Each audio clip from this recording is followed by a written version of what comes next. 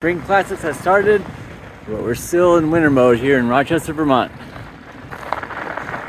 Welcome to the GCN show. Welcome to the GCN show. Coming up this week, 3 things we hate about cycling in 2023. But it's not all bad news, is it? Not. We've also got a new helmet that has storage, not just for your head. We've got an air-conditioned bike lane as well. Presumably not in Canada. Definitely not in Canada. A new talent ID program in the USA, and hair cycling. What the heck is that? You'll find out, and I'm going to be good at it.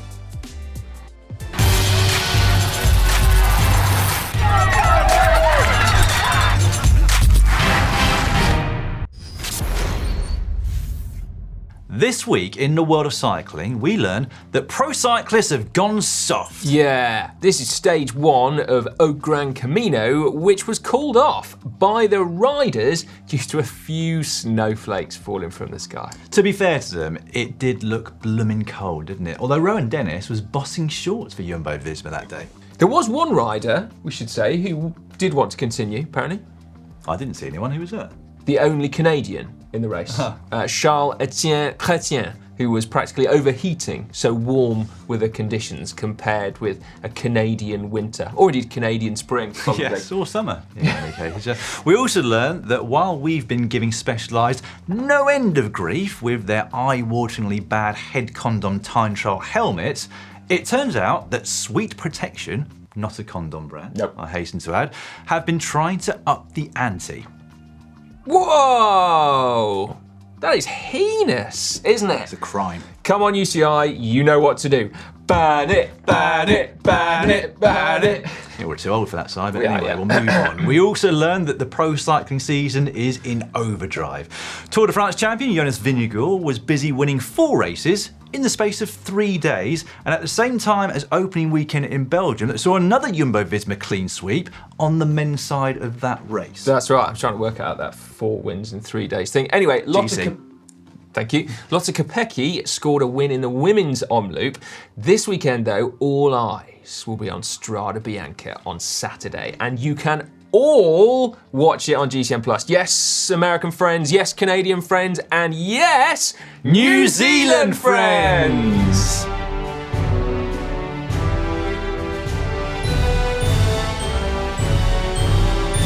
Whoa, whoa, whoa, whoa, what are you doing? What? That was the Australian national anthem. You can't play that in after New Zealand. You can find it. New Zealanders, we are very sorry. I'm feeling quite sheepish about that, frankly. Is that another joke? It was, yes. Anyway, moving on again. This week, we've been taking stock of the current cycling situation, just a little bit between us. There is a lot to love in the world of cycling just at the moment, but there are more than a few things that are grinding our gears, so to speak. So we wanted to get a few things off our little pigeon chests. You can talk. I did 10 press-ups a few weeks ago. Yeah, but that was over 10 hours, but I will apologise to you anyway. My pigeon chest then, and size epic man boobs. Thank you. All right then, firstly, what is going on with this war on the roads at the moment? There has always been really an uneasy alliance, hasn't there, between road users, and there have always been accidents, incidents, tragedies, and of course idiots. But to us it feels like it's getting worse. It does, doesn't it? So we've touched on this before. The statistics show that cycling isn't more dangerous now, but a lot of people feel like it is. I think partly that's down to mainstream media making it a big thing because people are into wars on the roads and stuff. I also think it's down to social media making it an even bigger thing. My Twitter feed is a constant bombardment of close passes, pro helmet, anti-helmet, high-vis, anti-bike. It's not exactly relaxing reading, and it's not like I follow any of that stuff either. No. I got called a prick this morning. Standard. Yes, but this one was different. Go on. Because I was in a car and the person that called me a prick was on a bike. Do we know who you are? No. Or maybe he did. Said it as soon as he noticed. Was he a New Zealander? No. Canadian? Because this show hadn't come out by this point. Good point, right. No, I was following another car past some parked cars that meant it was a single lane use. Okay. And they'd spent some time looking round to check if anything was coming before going round the parked cars. And as I was following, I thought, well, they've done their due diligence, and so I should just follow them down. However, when we got to the end of the parked cars and they pulled in, there was a cyclist coming up the other way. He didn't have to slow down much for the first car, but then seeing me 20, 30 metres behind, was rather annoyed that I hadn't given way to him. To be fair, it wasn't uphill, so he would have had to slow down and used a lot of power to get going again. So he went past, he said, "You prick!" I mean, he was right to feel annoyed at you. Yes, and I can imagine myself feeling annoyed in the very same way. And it started to make me think, actually, that you don't know whether someone's done something deliberately, and I obviously didn't do that deliberately because I know what it's like to be a cyclist, and I wouldn't do that to someone going up a hill in particular, or any other point, to be honest, because I know that cyclists should have priority coming the other way in an instance like that, just like motorists do. It just that I didn't see him. I'd follow the car like you would do. And you know, when a car's coming the other direction, they'd be quite happy that the flow of traffic had allowed a couple through, and then they'd get going again with their engines. A bit different on a bike. But yeah, it did make me think that it's not always as it seems when you get really annoyed with another motorist. We need some kind of reconstruction, don't we, about like, you know, find out exactly who's to blame. Well, I might get found guilty then. Yeah, you might. And this might be a bit controversial and make some of you annoyed, but I do feel like perhaps we should try and rein in our anger a little bit when we're out on the bikes. It's very easy to feel aggressive towards other people, but him calling you a prick, I mean, I'm chuckling about it. He was right, but just not in this instance. But yeah, exactly. But I mean, if you weren't a cyclist already, what would you think? You'd be like, well, that wasn't very nice. Like, bloody cyclist calling me a prick. Like, yeah, I did something wrong, but, you know, do you know what I mean? It doesn't help the situation. It doesn't help the situation. Neither does, you know, taking everything lying down. But I don't know. Food for thought. Food for thought, yeah. But I do see what you mean. The war on the roads and that anger and that tension, it is bad and it is getting worse. And maybe we do all just need to throttle back a bit. But anyway, can I vent now? About what? About press releases. Well, if I'm honest, Si, I think I would rather you wrote it down in an email with a few wanky pictures and sent it to me that way. No, I'm joking. On you go. Okay, all right. Specifically gravel-related press releases, okay? Envy, a brand with their roots in aero wheels and who recently actually branched out into frames as well, have just released a new frame called the Mog. The Mog. Possibly one of the least attractive words in the entire English language. Yeah, the Mog. And which in their marketing spiel, Envy claim, okay, is a noun, verb, acronym, and unequivocally a state of mind for those who push the boundaries of distance and rolling exploration. There is no road too long, no course too tough for those willing to mog. To mog? Leaving that aside, the bike does actually look very cool and like a very nice gravel bike. But who is that addressed to? The same people POC are speaking to with this press release, Si. They have just released 2 new versions of their Omni helmets. The Light, which is aimed at road riders and is all about even lower weight and increased ventilation over the previous generations of their helmets. No nonsense, light, comfortable, protects your head. And then there's the Ultra, which, can I just say, is a little bit different. That's right, yeah. So in their press release, POC say the Omni Ultra embodies the spirit of cycling to make your own decisions, finding your own path and creating an individual perspective. That's the same as the Rafa EF Education First Team socks, really, isn't it? That's right. We want to give people the chance to express themselves in how they dress, all through a pair of socks. And your mog. I mean, it's weird, isn't it? I wonder it's because gravel isn't about performance, so you can't say this is faster, this is lighter, whatever. We need to describe it in increasingly fluffy ways, don't we? It's not about performance, Si, but it is about carrying loads of stuff. Well, carrying stuff? Carrying stuff, yes. The Envy Mog has a 0.6 litre built-in storage, and POC says that their helmet features versatile attachment points, straps and Velcro, so that riders could add a rain cover, an ID patch, or even store some small items. Hold up. Helmet storage. Yes. Yes. Now, I think for clarity, POC are assuming this will not be whilst riding, but why not? Gravel riders, they love carrying stuff about in all sorts of places. Well, that is true. It started with Lycra shorts that could carry your banana, and now you can simply stick your banana on your helmet, along with a rain jacket as well. Gravel riders, I am one of you, but please don't feel the need to carry the contents of an entire bike shop and a supermarket as well on every ride. Just strip it back to basics. Yeah. Carry what you need. Can you get yourself home? If the answer is yes, you've got enough. Leave it there. It's also something that you have to spend more on, which is another thing that we're hating, isn't it? Cost. Yeah. The world, as we know it, is getting more expensive by the day, seemingly, but cycling seems to have gone through the roof in this regard, isn't it? Yeah, I mean, it has been a perfect storm, hasn't it? COVID, shipping prices, raw material prices, and then everyone in the entire world buying bikes so that everything's sold out, basically. There are signs that prices are coming down now, though. Canyon dropped their prices in the UK. Oh, I didn't see that. Yeah, I saw that a few weeks back. And discounts can now be had again on regular consumables like cassettes and chains, which we've been used to over the last decade or so. It's not full price, do we? Yeah, it's not quite as good as before, but it's getting there, isn't it? Well, that is slightly positive news to end on, isn't it? Prices are coming down, and I bet they'll come down even more over the next few months or so. Plus, there is a ton of second-hand stuff out there as well. Particularly gravel, I think. Because so many people bought stuff and decided, actually, I'm going to go back to being a non-cyclist. Yeah, maybe they bought it and then realised they couldn't carry it, basically. Anyway, let us know what you think. What is grinding your gears in the cycling world at the moment? Get involved in the comment section down below, and we will get involved as well. And then potentially, who knows?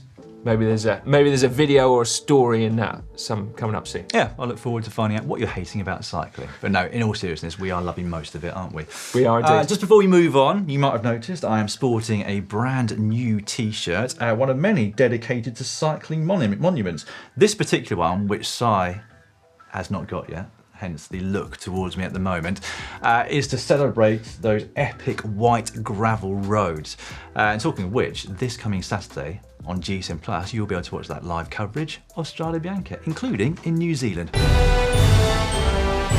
But if you'd like one of these, Si, shop.globalcyclingnetwork.com. Thanks. You said to celebrate the monuments. Yep.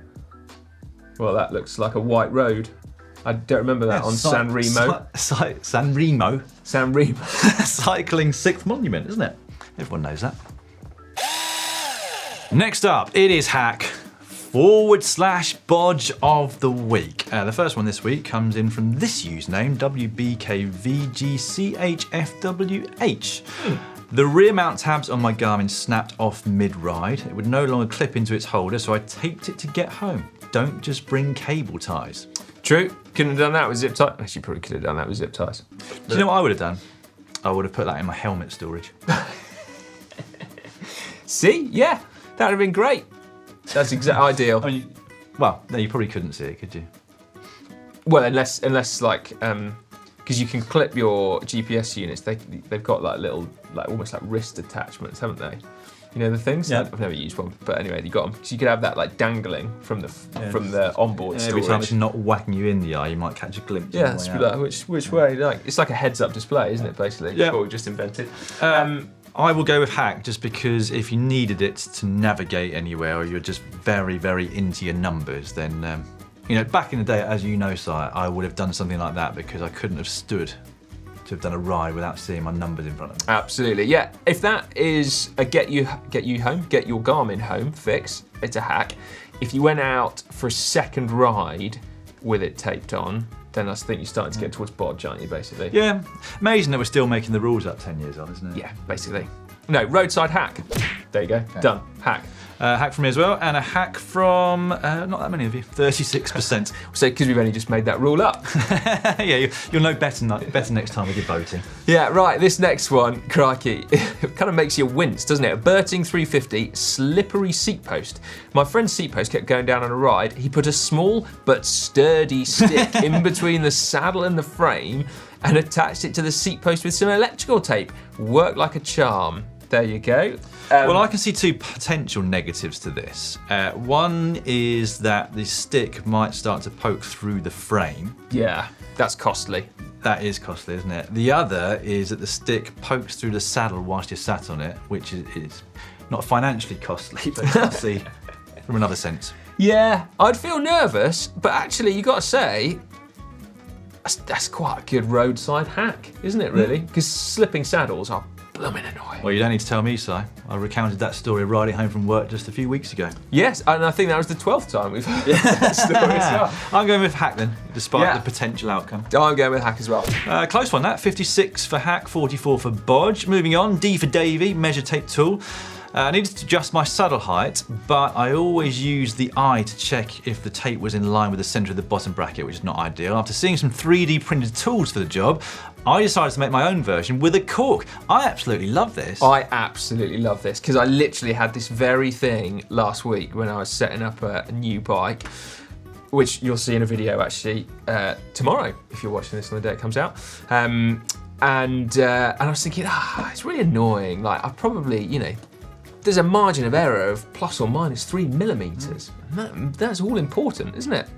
It is. It Particularly is. if you've got a slippery steep post. Because you can try and get the tape measure in the middle of that crank bolt, can't you? But you don't know whether you're a couple of millimeters out. Yeah. To be fair, you could just measure it from the top of the pedal at the bottom of the pedal stroke at 6 o'clock. You could. But, still, I don't like to do that. No, I'd prefer. Well, this is just a very cheap and simple idea, isn't it? I mean, I've always got a cork spare most days of the week. Funny that. Yeah. Anyway, hack from me. Yeah, hack from me, totally. And a hack from 90% of you. Whoa! That's cool, D for Davey, well done. Corey Rude, Billy Goat mode, impending attempt at summiting Mauna Kea, temporary solution for the ride to get more appropriate gearing, using the 30-tooth small ring from my 2x crankset and utilising the cassette and derailleur from another bike.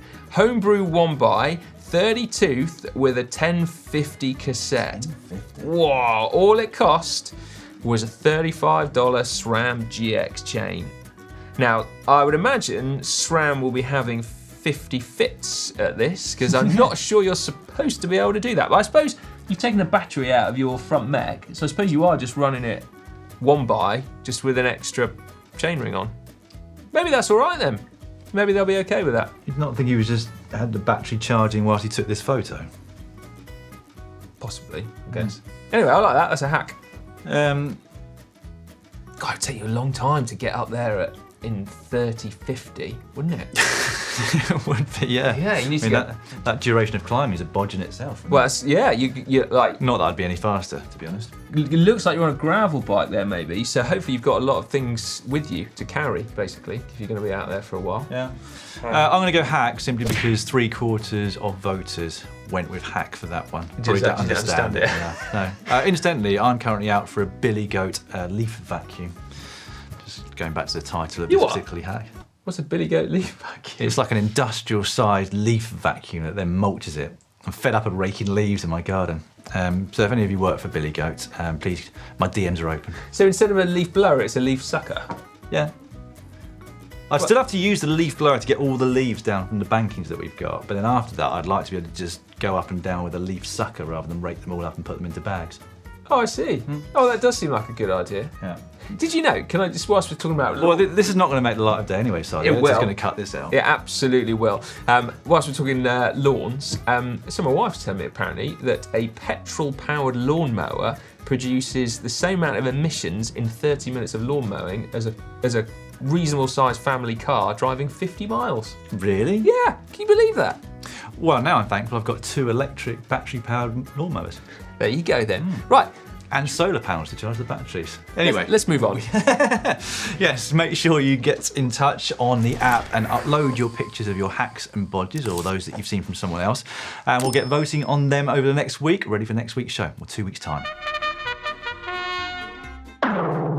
And now it's time for cycling shorts. Cycling shorts now, and we're going to start with a bit of tech news. Pinarello have just launched a whole load of new bikes. They're road bikes, so their names are not nouns, verbs, and acronyms, but no-nonsense letters and numbers.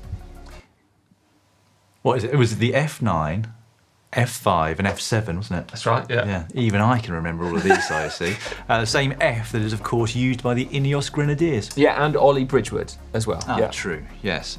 Anyway, these brand new bikes are more affordable versions of that top-end performance road bike, but at the same time, they share many of the same features. And they also have a new endurance road bike called the X. Not the F, but the X, with more comfort engineered into the frame and a more comfortable riding position to boot. That's right, perfect, down for you, basically, isn't it? I'd say it is, yes. Yep. Moving on, we saw this on bicycling.com recently. An announcement from USA Cycling that they've launched a new talent ID program aimed at underrepresented communities. Yeah, so the project is called Search for Speed and has already begun with tryouts in LA. Now, interestingly, Dan, the tryouts are a vertical jump on foot, not on two wheels, and a 30-second watt bike test. And then the top performers then progress to other cycling tests. Sounds like they're looking for sprinters, doesn't it? It With does those indeed, particular yeah. metrics. Anyway, if you are interested, head over to the Search for Speed website, where I also saw they are looking for people to host trials as well, which is really cool, isn't it? Absolutely, yeah. I genuinely cannot wait to see what comes of that. We wouldn't qualify, would we? Not at all. I can barely get off the ground on foot. Right, from sprinting to FTP now, Stephen Wong et al. Published a piece of research last week that throws yet more doubt on the use of FTP as a marker of the point between sustainable and unsustainable riding, or as the research says, maximal metabolic steady state. Now, I actually saw this on Twitter, right? Oh, not the Journal of Sports Sciences or something? No, sadly not, unfortunately. But it did mean that I can ask one of the authors, Professor James Hopker, what this research might mean in layman's terms. Okay. Are you going to let us know what he said? Yes, he replied, okay, to recognise that FTP is below threshold, so probably better to use CP if aiming to prescribe training intensity from the MMSS. In addition, I'd suggest constructing a power duration curve is preferable so as not to anchor different zones on one test value. Well, I think we're all clear on that, aren't we? This is something that I Absolutely. had thoughts on just a few weeks ago, the very Yeah. same thing. And now here's something that I think is a little bit bonkers. According to WeLoveCycling.com, a new 93-kilometre long cycling highway is being proposed for Dubai to help connect residents with the facilities that they need by foot or by bike. So far, so good, you might think, except it's indoors and air-conditioned, all 93 kilometres of it. However, the proposal is for the footpath to generate electricity by harnessing the power of footsteps. I can't imagine that will generate much energy, will it? But anyway, we will see what comes of that futuristic tech. On some cycling industry news though now, and Garmin are the latest brand to report a significant drop in year-on-year profits, down 71% on their fitness tech, like their bike products. However, this is the first instance where we've heard of common sense from the CEO in terms of an explanation. Basically, they said cycling went nuts during COVID lockdowns, as we all know, and everyone sold out of everything. Now we're returning to pre-pandemic levels. It's in effect business as usual, except that is going to mean a year-on-year decline for this financial year. Basically. Yeah, isn't it? So that's not bad news, just sounds like bad news. And now we've got a quick congratulatory shout out now to Graham Truelove, who has just smashed the over 75s hour record, by over 2 kilometres, posting a pretty colossal 40.870 kilometres. I want to know why he did it naked. I thought Lycra is quicker than skin. Well, he's not naked, look, he's got overshoes on. And presumably shorts on behind the side. Well, yeah. Lastly, here's something a little different for you. You've all been waiting for it.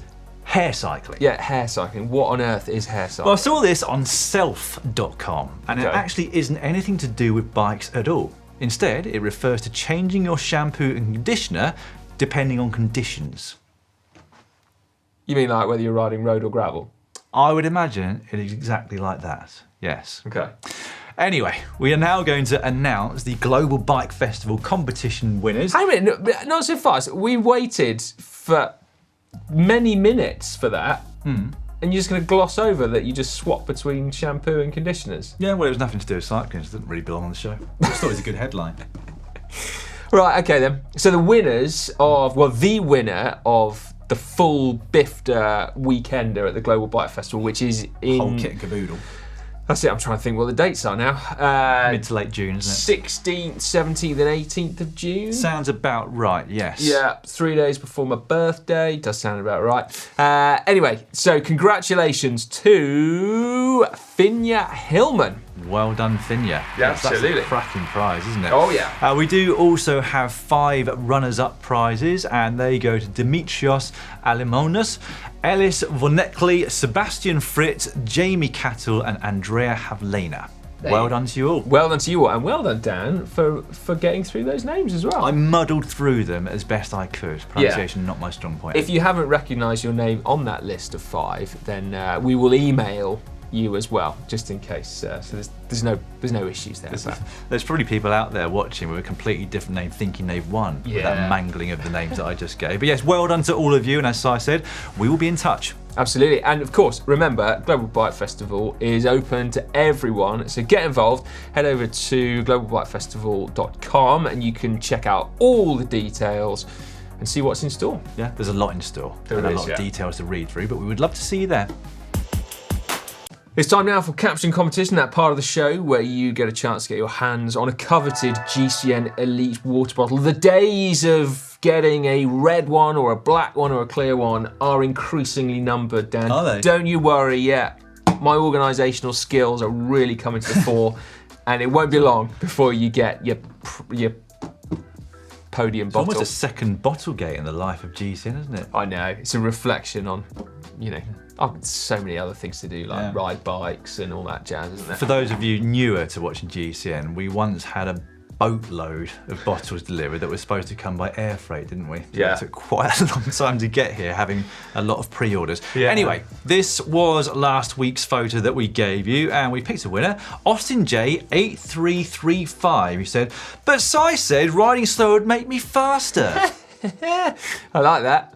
That's good. It will eventually, Peter. Just have to keep riding slower and then unleash the fury at That's some point in the future. Absolutely. I love that photo. Yes, well done to you, Austin. Get in touch with your address on a message on Facebook and we'll get a bottle sent out to you. This week's photo comes from the podium of Kuno Brussel Kuno. This is Tish Benoit. It almost needs no caption at all, does it? But go on, Dan. No, I put a lot of effort into this, so I'm going to read it out.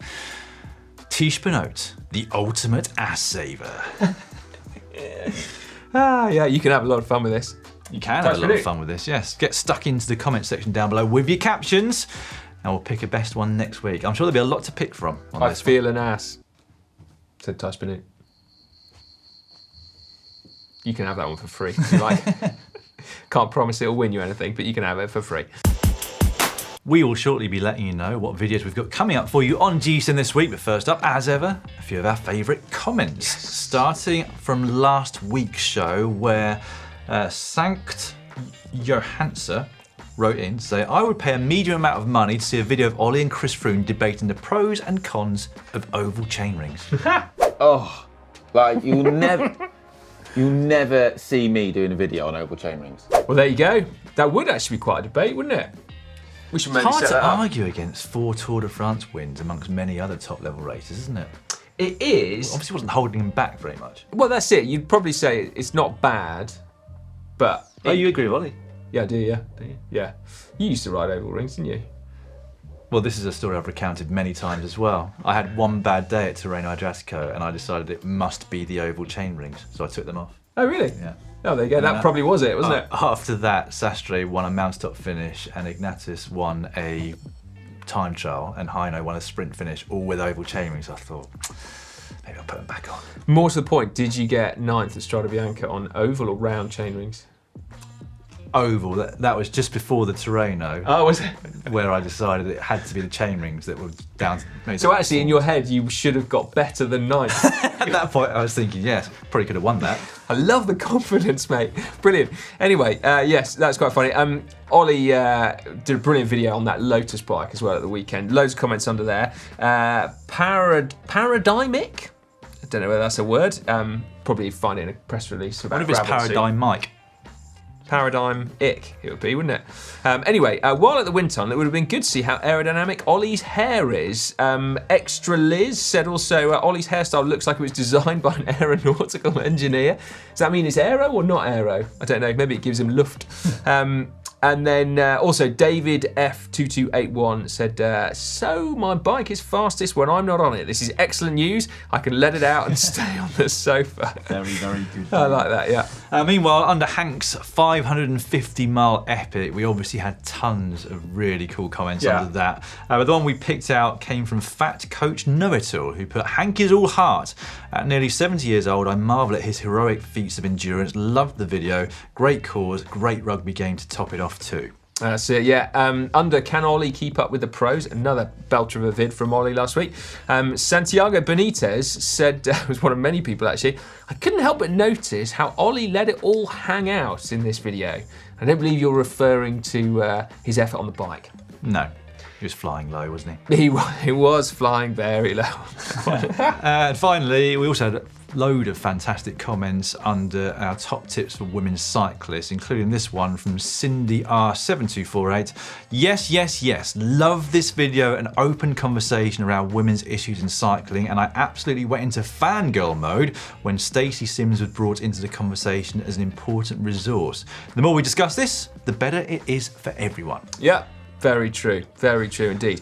Right then, what is coming up on GCN over the next week? Can't tell you, because Wednesday is a super secret but very exciting product launch. It is indeed. Basically, it's under embargo, so we're not allowed to tell you what it is. That's right. Make sure you've checked that out on Wednesday. This week, we are talking a lot about Strade Bianche as well, ahead of the live coverage of the women's then men's race on Saturday. Strade Bianche Fever is the title of Thursday's video. Road versus gravel, which is faster? That's right. Are we going to see Mathieu van der Poel on his gravel bike? I don't know whether we will or not, but anyway. Friday is then how to win at Strade Bianche. So we realised that we see these amazing pictures of Strade Bianche, like TV pictures, but actually we don't know what it looks like on the surface. So we're going to get deep down, up close and personal, Connor and Manon there, literally on the ground to dissect how to win that one. So I can't wait to see. Didn't even ask me to present that. Unbelievable. No, all right, and then Saturday, Hank's been on his adventures again. This time he's been to Berlin with Alec Briggs as well. So that's going to be carnage, I would imagine. Berlin uncovered with those two. And then on Sunday, I did a video a few weeks back now, 2013 versus 2023, how much has bike tech changed? A lot of people in the comments saying, stick deep section wheels on your old bike. So I have. So I've gone back and revisited, addressed some of the comments that you made under the video to see what would happen if we made one or two changes to my old GCN bike from 2013. Oh, I look forward to watching that. It was really interesting, actually, for me. Hopefully you lot find it interesting as well. Right, on GCN Plus, we've already mentioned the big one on Saturday, Strade Bianche, but the start of another big one comes on Sunday with Paris-Nice. Jonas Vingegaard versus Tadej Pogacar 1.0 for 2023. Some territory restrictions on that one. Who's your money on? Check if it's available where you are, Pogacar. And also, our documentary this week, which is out today, if you're watching this on a Tuesday, is all about the Fabian Cancellara and Tom Bonan rivalry. I sat down with Andy McGrath and Sean Kelly to talk all about that, and we had loads of other contributors as well, so make sure you check that out. I sat down and watched it, and I've got to say, really good. I really enjoyed it. That's very good. Yeah, really enjoyed it. Cool, all right, I think that's pretty much it then, isn't it? For the Laptop GCN lids show. down. Thank you very much for watching. See you again next week. See you then.